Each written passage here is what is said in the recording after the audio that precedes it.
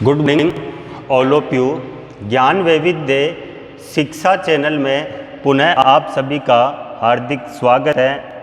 आप अधिक से अधिक ज्ञान वैविध्य शिक्षा चैनल को सब्सक्राइब करें, जिससे बेल आइकन पर क्लिक करें, जिससे महाविद्यालय द्वारा जो भी वीडियो नया अपलोड किया जाता है उसका नोटिफिकेशन आपके मोबाइल पर आए और आप ऑनलाइन क्लास का अध्ययन कर सकें। हमने पिछले वाली कक्षा में अध्ययन किया था, हम पढ़ रहे हैं शिक्षा शास्त्री सेकेंड ईयर।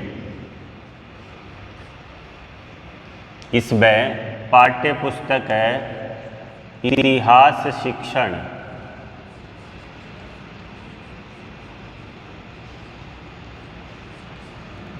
पाठ्य पुस्तक में हम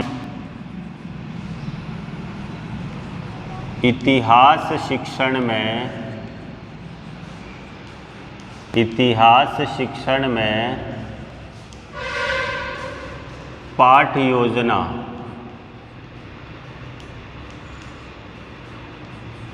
इस बिंदु का अध्ययन कर रहे हैं। इसमें हमने पाठ योजना का अर्थ पढ़ लिया, पाठ योजना का सामान्य परिचय का अध्ययन कर लिया, पाठ योजना की परिभाषा का अध्ययन कर लिया। अब आगे आज की क्लास में हम पाठ योजना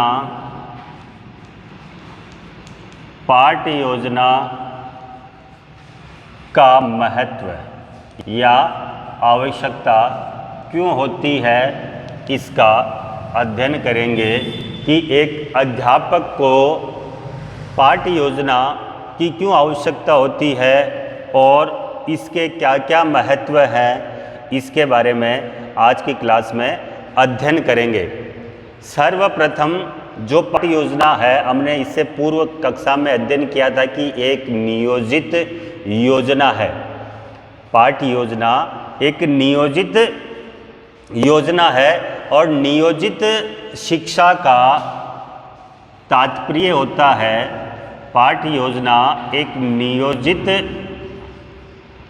प्रणाली है और इस नियोजित शिक्षा का तात्पर्य निश्चित उद्देश्य, निर्धारित पाठ्यचर्या और उसका नियोजित अध्यापन करना होता है। भाई, नियोजित शिक्षा का तात्पर्य उसके जो भी हम नियोजित करते हैं, जिसका निर्माण करते हैं पढ़ाने के लिए, उसके एक निश्चित उद्देश्य होना चाहिए कि किस उद्देश्य से हम नियोजित पाठ्य योजना बना रहे हैं। उसका एक निर्धारित पाठ्यचर्या पाठ्यक्रम होना चाहिए और उसका नियोजित अध्यापन भी होना चाहिए। भाई, नियोजित शिक्षा का तात्पर्य।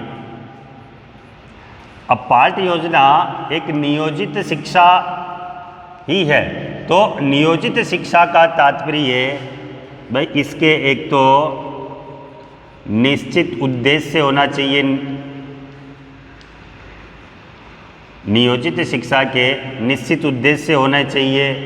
इसके बाद इसका निश्चित पाठ्यक्रम होना चाहिए और इस नियोजित शिक्षा में अध्ययन जो हो वो नियोजित अध्यापन होना चाहिए। ये होती है नियोजित शिक्षा और इसी को हम पाठ योजना में भी कह सकते हैं। तो एक अंग्रेजी या पाश्चात्य विद्वान हुए हैं मॉर्सेल। इन्होंने पाठ योजना को परिभाषित करते हुए इनके अनुसार पाठ योजना उत्तम शिक्षण में योग देती है। इन्होंने कहा है पाठ योजना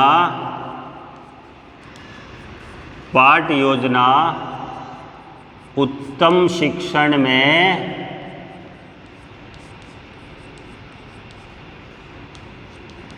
योगदान देती है। भाई कोई भी पाठ योजना होगी वो उत्तम शिक्षण के अंदर अपना योगदान देती है। अगर पाठ योजना अच्छी होगी तो जो शिक्षण होगा वो भी उत्तम होगा। और इन्होंने दूसरी बात की है, उत्तम शिक्षण का निर्माण भी करती है। कौन? पाठ योजना उत्तम शिक्षण का निर्माण भी करती है। पाठ योजना के द्वारा उत्तम शिक्षण का निर्माण भी होता है। किसने कहा? मोरसेल महोदय ने ये दो बातें कही कि पाठ योजना उत्तम शिक्षण में योग देती है और उत्तम शिक्षण का निर्माण भी करती है। कौन? पाठ योजना। अब इसके बाद में पाठ योजना के महत्व एवं आवश्यकताओं को हम निम्नलिखित बिंदुओं के माध्यम से स्पष्ट कर सकते हैं कि पाठ योजना का हमारे जीवन में या हमारे शिक्षण में आवश्यकता क्यों है पाठ योजना की। तो सर्वप्रथम कि हमारे शिक्षण के अंदर पाठ योजना की आवश्यकता क्यों है, तो इस बिंदु को ध्यान में रखना कि हमारे जीवन में, मैं आगे भी और भी बिंदु पढ़ाऊंगा, लेकिन आप हर बिंदु को देखना, उस बिंदु से स्पष्ट हो जाएगा कि हमारे दैनिक शिक्षण कार्य के अंदर जो कालांश होता है उसके अंदर पाठ योजना का महत्व क्या है। तो सर्वप्रथम शिक्षण के उद्देश्य और विषय वस्तु की स्पष्टता। शिक्षण के उद्देश्य एवं विषय वस्तु की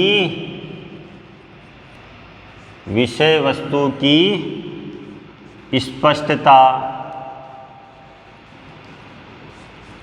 ये पहला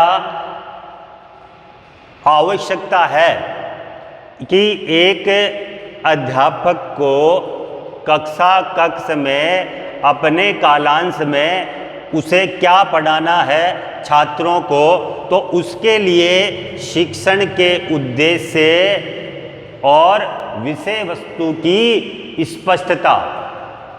तो इस चीज की पूर्ति के लिए पाठ योजना का महत्व है, आवश्यकता है कि पाठ योजना शिक्षण उद्देश्यों को निर्धारित कर उन्हें स्पष्ट करने तथा पाठ्य वस्तु या विषय वस्तु का विश्लेषण करने के लिए प्रेरित करती है।